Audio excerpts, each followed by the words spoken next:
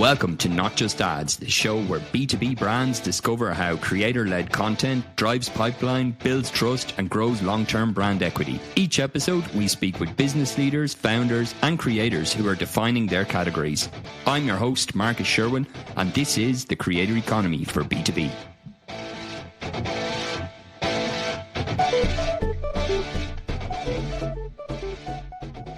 Welcome today to Not Just Ads, the Creator Economy for B2B. Today, I'm delighted to be joined by Colleen Gao. Colleen is head of UK for Askable. I'm really excited to jump into the conversation with her today. We've a lot to go through, but first of all, Colleen, welcome to the show. Thanks for joining us. Thank you. And for people that don't know, can you share a little bit about Askable? What's the company? You lead operations. You joined the company in Australia. You're now based out of the UK, leading the business there. But for people that are unaware of the company, maybe you could share about who you are, what you do, what categories you play in, and how the company is today. Yeah, absolutely. So maybe we treat it as a story time. So once upon a time, I joined Askable in March 2020. So I found out about Askable at an event called Ladies That UX, so ladies that do user research. I'm an experienced design. I had no idea about UX at that time, but I was working in marketing, was like, well, this looks like a cool event. There's free pizza, poor students. So I was like, I'll go to that and see what it's all about. I discovered at that event what UX was, and I realized actually that's a really big part of actually what I do in my job. And I was working at a different startup at the time. Again, had no idea what I was doing. But realize UX is actually a discipline and a principle. And there's a whole community out here where people do this as a job. And I found that really fascinating. And Askable was one of the sponsors. So when I reached out to Jonna, who now is actually the head of the US, it was a really small, crappy startup. They'd just moved to a really nice office. And that was when they had hit a milestone and realized there's a lot in this that we could actually go after. But there were like 9 people, all just trying to figure it out. Yep. And at that time, it was a company working on user recruitment. And what that meant was research teams, design teams, when they need to speak to participants to test products or get insights on new features, you would need to talk to the right people. It's not like you're talking to your family and friends about a very specific feature for HubSpot. You need people who are actually using that feature day in, day out. That might sound quite niche, but it's actually an incredibly hard thing to do at scale. Askable was born by user researchers to solve that user recruitment problem. So yeah, I joined in March 2020, never done sales in my life before. Was like, what's the worst thing that could happen? The pandemic actually happened. So literally the worst thing that could possibly happened. But it was great because it was this weird neutralizing territory where no one had done sales and no one knew what they were doing. For Askable, we did really actually in that 12 months because user research became virtual. That was something that had never happened before. User research was always in person. You get someone to your door, you show them the thing in person. Overnight, research became an online thing. So Askable was really well placed in delivering participants remotely and in person, but obviously that disappeared. So over that 12 months, we grew quite a lot. The next 12 months, we realized, okay, I've doubled in revenue, delivering participants to people's virtual doors. But in order for teams to actually do more research, you either hire more people internally, and not all businesses can afford to do that, or you outsource it. And there's a lot of problems and challenges with actually outsourcing research to agencies, consultancies. It's expensive, it's slow, it's not always a great experience. And so that was the new challenge we decided to look into. So how can we scale research capacity for these teams who are getting a lot of demand, but don't always have the resources to actually support it? So out of that was born what we call Askable Plus, which is our project delivery offering. So we deliver research end to end. And because we have the infrastructure to do so from a recruitment standpoint and all of those sort of logistics, we're able to do that really well and really fast. And then over the last few years, we've gone global. The world of research is changing rapidly as well. The world of insights is changing. The introduction of AI has completely revolutionized how people work. And so we've actually got this new product now, which is called Industry Streams, which is all about research at your fingertips rather than, okay, we have a question, we need to go do research and figure out the answers. It's the moment where stock photography was introduced, right? Rather than having to go out and take the photos and then edit and do all the rest, it's there. There's a library there of insights. And so for a lot of our customers, that's actually really the future and really exciting. It's a very exciting space to be in.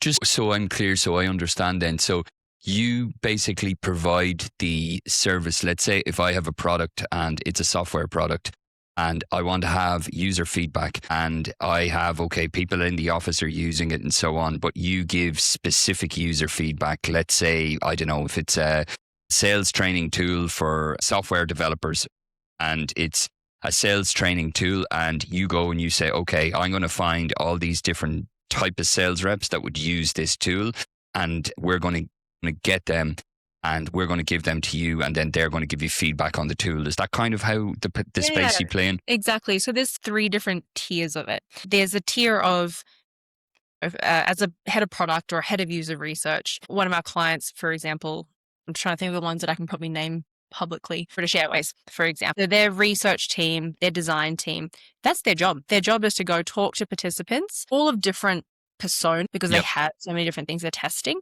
but they have people in-house who do that as a job. We literally provide them with the right people in a really short time frame and all the tools to do that thing. Then there's the version of, okay, either we don't have any researchers or designers to do this thing, or we're just at capacity. We can actually help deliver that insight back to you. And then there's the version of, actually, I just wonder what's happening over in Australia with Qantas. Not running any research, I can just grab those insights out. It's already there in us. So there's the 3 different tiers and depends on what the client needs. Sure. And then when the insight, then it's mostly on the UX base. No, is it related? Let's say, are we going to change this feature? Is that going to affect the conversion rate? Is there going to be this going to affect the bounce rate? Really about making sure that the navigation and the user experience is more seamless to drive a better business outcome, no? Exactly, yeah. And so within the space of research, it's a very big space, like all the way through to academic research and market research. The space we play predominantly in is that user research space. So everything you mentioned there around improving digital experiences and uplifting revenue effectively through easier, more seamless end-to-end digital experiences. But then there's also the space, what we call generative research in user research, which is really more about actually understanding what consumers want, what their desires are, what their behaviors are, to then build the right features, to build the right things for customers. One part is more generative discovery. The other part is very tactical, evaluative. But we sit across both. So your customer function in terms of the person that you work with mostly within the organization would be on the digital transformation team / say e-commerce as well. No, anyone that's dealing with like you mentioned, British Airways there, it would be very focused in terms of the user experience that someone has when they log on to British Airways and the insight that you can give them then as well. Correct. Yeah. Heads of product, heads of user research, typically within e-commerce, digital department. Yeah. Gotcha. I'd love to ask you as well, because you started in 2020, an interesting time to start a job, start at any company, and now you lead operations in the UK. What do you think what do you notice your observations in the UK in comparison to working in the Australian and the New Zealand market in terms of how things operate, just any general observations in kind of differences or anything like that, or similarities as well? Yeah. So when I moved in 2022 and 23, I was probably quite naive to an extent, because obviously Australia, New Zealand, we're all part of the Commonwealth. We all speak the same language. I'd been to London a few times. And when you're here as a tourist, it's very different culturally, but we're all kind of part of the same family. And so how different can we actually be?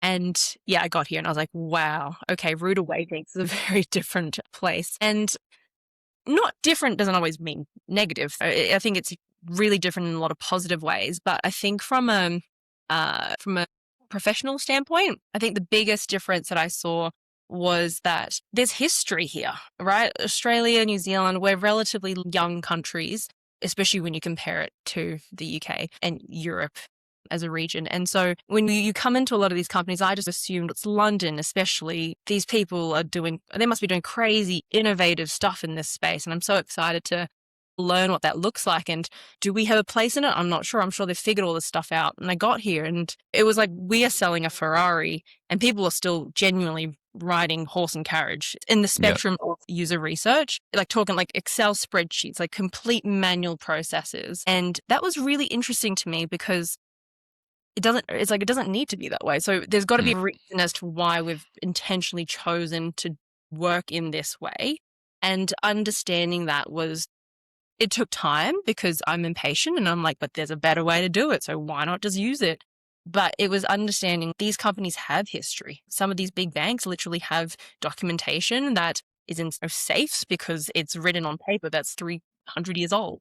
So when it comes to, I guess, having conversations and building relationships, I think for a lot of people, it's clearly you're trying to sell me something. And in order for me to make all of this change, I have to undo a lot. And that's a tiring and exhausting thing to go through. Therefore, the way we do it right now is actually fine compared to what I'm going to have to do to make this change. So I think it was really just understanding and getting the perspective of why it is harder to make change in these really large established organizations. And then obviously finding ways to help and support our customers through that journey. But in Australia, things do move fast and people are very open to trying new things and having a coffee at 8 a.m. because everyone gets up super early. It's just, you don't do that here, right? People to have coffee, but more of a pint after work.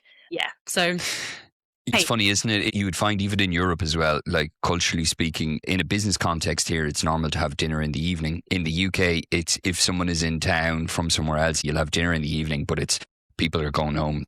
They go into the city and then they go home in the evening. So it's not as common. So I think there's a lot of interesting observations you mentioned. I'd love to get a little bit insight that you touched on there as well. And I can totally see that from a large organization. There has to be some kind of a really necessity, pain or something like that to move from something that's working. Maybe it's not working that effectively, but it's working to make some big change to bring something in that's more efficient, unless it's like affecting how things are operating on a day-to-day basis. But from your experience then, from dealing with enterprise companies and things like that, like how did you manage to get them to come around to your way of thinking, or even like doing trials? Or was it something that you go, okay, I need to approach this differently because the market is different? Or like, how did you come about that? So when I first landed in London, we were still a bootstrap company and there was literally like 15 of us in the entire company. We didn't have a marketing team. Our product team was like 5, 6 people, but we were like, we want to do this thing. We've got a big opportunity behind us. We've got to go for it. So I share that because I think that is probably what created that drive of we've got to make something of ourselves here. So we've got to find market. We've got to find market fit. And so when I landed, I think the thing that cut through was just sheer volume of conversations. In a way, my own, what's the saying? When you eat your own homework, whatever, dog food. I think it's your dog food. Eating the homework and the dog food on a big start. It was really approaching it from I'm here to learn, and I'm a researcher effectively, not a salesperson. I want to understand the market. I want to understand your problems. I want to understand your pains, but doing that at volume. So I was probably doing, 15, 20 meetings on average a week, but it builds up this encyclopedia of knowledge where you can actually then start to add value pretty quickly. Even though you're not really working with these customers, you're going, well, actually, I spoke to Monzo last week and this is actually how they're doing things. It's interesting that you're doing it this way, but this other company over here does it this way. So you actually start from there. For us, it was really just why it was better, but it was really just about tailoring how we could help. But then I think because I understood some of the challenges ahead of time in terms of why change hasn't already been made, it was actually then coming up with solutions around that. And so really just taking that pressure off our clients, potential clients, in coming up with, actually, I know that's going to be a problem. Don't worry about it. I'm going to be here to help. And then actually being there to help. So I think that was well received. Definitely. So your approach really was then more of a consultative thing of having a chat with whoever it may be, head of product, head of e-commerce, and saying, look, what are the challenges that you're having now? And as a consequence of that, like you're building up your own market knowledge then as well. And I think for a lot of companies, without being too over disclosing with NDAs and so on, but there's a huge amount of value that they will see from what's going on in the market that they don't see internally. And I think that goes across sectors as well. If you can share with them something that they don't already know that's happening in the market from the research that you've done, there's a huge amount of value there, I would imagine. Yeah, absolutely. And I think part of it is doing that because I was like, I'm going to leverage this information and feed it here and do that. It was like, I was just genuinely curious because it is different and it is interesting and everyone's problems are completely valid. And sometimes they'll say something like, that is weird, but tell me more. Get to a different layer with things. And then I think part of that though, people also I don't know, I'm obviously putting words into my customers' mouth. We do get this feedback a lot, which is at Askable, people seem to really care. And I actually, going back to your other question about what are the key differences, is I meet a lot of people here who actually just don't care. They don't care about Yeah. their job. They don't really care about what's going on. It's just very much, I'm just here to do a job and I just want to do that thing. And I'm like, yeah, but how are we ever going to improve if we don't care about the other people Yep. that will be a part of this experience, and giving people that energy because they deserve it? So I do think that's probably part of what makes the culture at Askable and the teams at Askable so incredible, is because you go to a developer and HQ and they care. They really care about what they're building. And that Yeah. sort of is across, I think, into the sales team and the go-to-market teams. So since you've arrived then in UK, I imagine globally you've grown quite a lot. Can you share a little bit of where the business is at now versus, say, when you arrived in the UK a few years ago? Yeah, absolutely. I think it was probably about a year after the UK expansion, we did a Series A. So that was a new chapter for us of actually having the fuel ready to go and then using the fuel. Whereas in the past, Sure. it was always like, okay, we can only use this much fuel to get us to this point, and then we've Yeah. got to build more, and then we'll get more fuel. So it was always like chicken and egg. Then you have the chicken and the egg. So that was a really cool chapter, which allowed us to do the US expansion as well, which allowed us to hire the people that we would need rather than we're desperately needing them as of today. So just getting more proactive around things. A lot of investment into product, into the different product tiers that I mentioned there as well. So it really did accelerate a lot of almost the foundation laying that we really needed to do. So yeah. So you're grown quite a lot then. It's Sydney based, or your headquarters are in Sydney, is it? We're actually in Brisbane. Oh, Brisbane, lovely, nice part of the world. The Olympics is there in 2032, Yes. is that right? Yep, coming. I've never been, but I've heard it's a beautiful part of Australia. And so then you've London and then in the US as well. So Yeah. it's quite a significant expansion in a short space of time. It is, yeah. And with that then, what do you see at the moment? You mentioned as well that you're hiring a lot for people that are thinking about a career change and stuff. One thing I think that resonates with a lot of people, if you work in a company where people actually are really invested in the product, they really care about it, they care about giving a good service, growing company and so on. But any other things of what would you say if people are thinking of looking at Askable or joining the company? Maybe you could share more. Yeah, absolutely. It's really cheesy to say, but even at our last Christmas party, we went around and everyone shared what they loved about the year and what they were proud of. And the overarching theme that came through was the people. And I think it's a cheesy answer to say, but I do think it is testament to us holding quite strong to what our culture is. It's really hard. Like when it's 9 people, you're all just getting on with it and you're all so well aligned. There's always different stages. For you personally, do you see that people joining now with the same kind of passion for the product and the growth and so on? What do you, in terms of like how you came to the UK versus when you joined in Brisbane, some of the differences and some of the new challenges and so on? Yeah, culture is just one of those intangible things that I think everyone tries to figure out how to make it amazing, how to scale all that. And I think the reality is no one actually knows because people are completely unpredictable, right? But I guess for us, so yeah, when it was just 9 of us, you could sit around literally one table and you could be just so aligned and you can literally sense what other people are feeling and thinking. Obviously, when you then grow to 100 people, there's no version of that.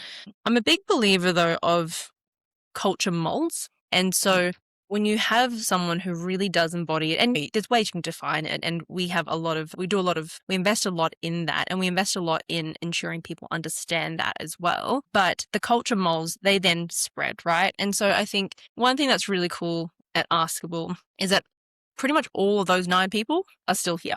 So a lot of the OGs are still around. And so that still lives within Askable and is still strong. And as we then scale, part of it is honestly a network effect, especially in Brisbane. We've got sisters, we've got husband and wives, we've got people who have just brought in literally their friends, their families to come and work within Askable. And naturally, people are going to be very similar. Now, we don't want just the exact same person. I don't want to hire someone that's like me. That's not what culture is. But we have specific values that define what it is at Askable. And like I said, we just invest a lot of time and effort and energy in ensuring that people understand what that looks like and we celebrate that. One of the ones that always sticks out for me is this always got your back mentality. And that is such an easy thing to say and such an easy thing to then not action. But at Askable, it is something, even in this global environment that we're working in, and we're still trying to figure out a million and one things. But when it is that I need help on this deal or I need help on this thing, I cannot do it without you. Someone will show up, someone will be there to help. And people give a lot outside of hours, and people, again, they really do care. And that then just goes around. And so I think a big part of it is if you're going to say something's important as a culture for an organization, people have to model it. And I think that's where often the part is people just, it's on a wall, it's on a poster, but then you're like, where do we actually action this and celebrate it? So yeah. What kind of roles do you have in terms of what kind of people you're looking for now, particularly in the UK, the US, Australia as well? So this year we're actually taking a fully equipped mindset, which means that, like I said, there's a lot of the OGs that are still around. We've all just been pushing and reading as many books and listening to as many podcasts as we can to get a bare minimum level of skill set around that next thing. Now that we're heading into chapter 2, which is scale up, like truly scale up and actually growing up and putting in operations and putting in systems, which for some people might sound really boring, but for someone who operates in chaos in that state of 0 to 1, I'm so grateful that I get to have this experience of learning how to put in structure. Because that's really important. So we have this mindset of being fully equipped this year. And what that actually means is we recognize that we are constantly at our limits. A lot of the OGs were at our limits of what we know. There are people out there who have done it before and that they are going to be able to bring a level of experience that we can't even imagine. So for us, it's actually really about recognizing that and where are our gaps. For a lot of, we're hiring for all different roles. The product and engineering teams need a lot more developers, need great designers. For the sales team across the globe in London, Chicago, and Brisbane, need fantastic salespeople who understand the world of ARR and NRR.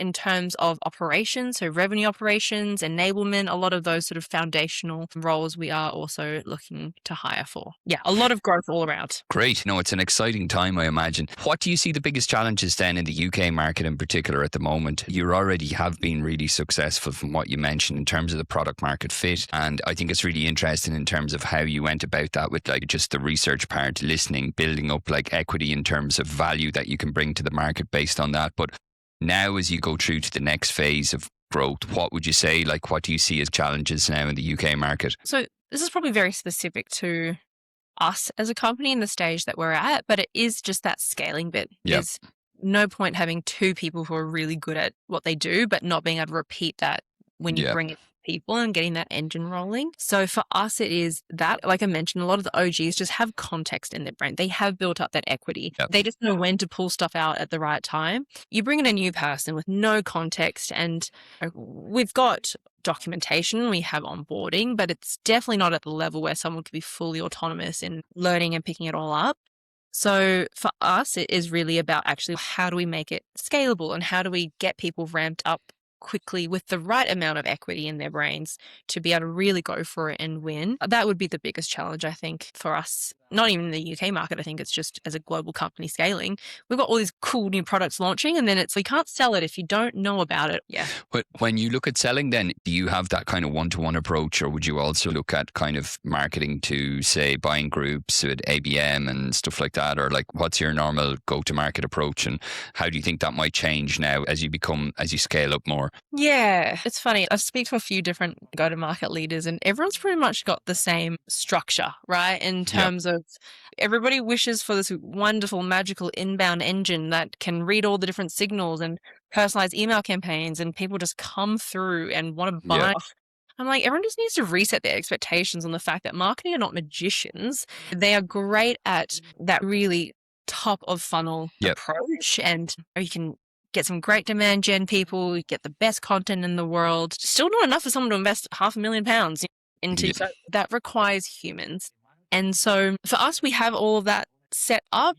But again, I think the expectation of we may get a couple of really good leads from that every quarter or so. Great. It's not going to be the one and only way that we're going to get meetings.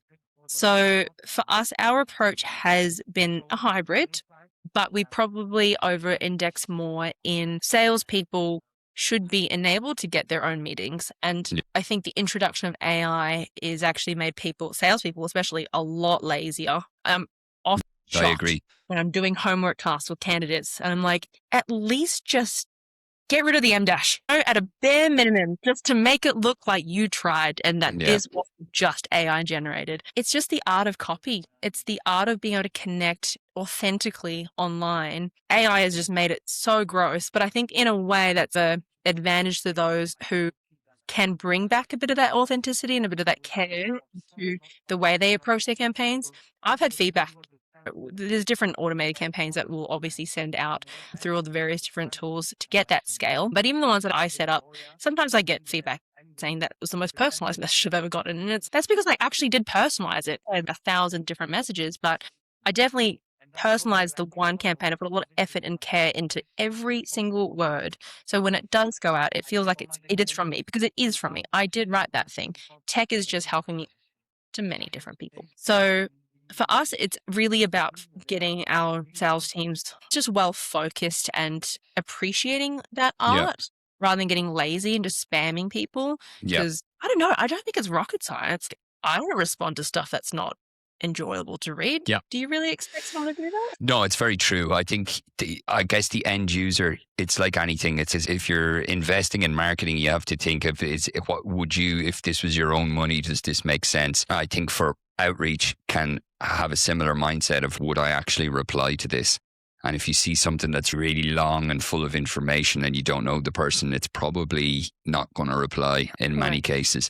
But I think one thing I'd be curious to see in terms of how you look at your sales teams and kind of enablement and stuff, if you're looking at things like on LinkedIn with thought leadership, building trust with their buying groups and stuff, if you've had any success with that, with breaking into large accounts or whether it's medium size, whatever the accounts, if the thought leadership piece, who's a big trend, is like having creators within an organization or also like working with creators as well, if that's something that you've looked at and if you had any success with it. Yeah, it's funny. I think, especially when you interview a lot of candidates and you say, how would you build your pipeline up front? That's always, people are always like, yes, I would be a thought leader on LinkedIn and I would post regularly and I would build up trust that way.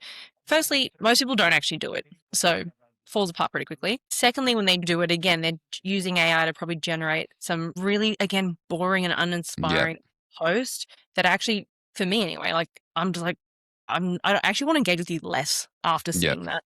So I think it works when it's done well. I think the problem is so many people do it so poorly that it creates so much noise. But again, to those who can cut through the noise by actually just doing it well, amazing.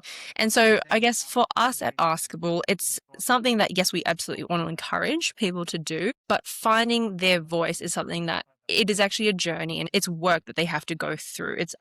We don't do the version of here is a post and just repost it. No, it's that gets lost really, I think, doesn't it? Yeah. And I'm just like, people on the other side are also not stupid. Like they are humans just like us and they want to laugh. They want to feel positive emotions. They don't want to be bored and uninspired. And what you're putting out there, if it's boring and uninspiring, what do you think they're going to feel, right? Yeah. So for us, it really is about encouraging people to find those voices, however which way they can find them. I think the other part to it is we do a lot of, we use the online world to create more in-world experiences. So for us, that is really important. It's not as scalable and replicable.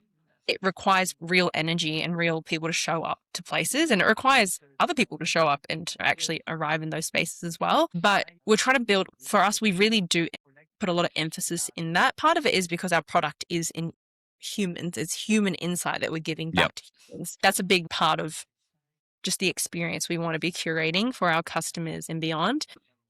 A lot of our customers have just come through those experiences, and we don't go into those experiences either with a bait and switch kind of thing of, yeah, you thought you were coming here for a dinner, but actually we're going to tell you about Askable. I know what you mean.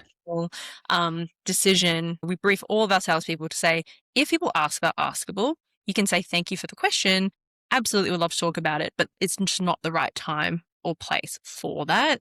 This is truly about, a lot of these events, it is really about creating a space where, again, our clients have a space to actually talk about stuff. And they often don't actually have that because they're too busy managing teams and doing all the hard things.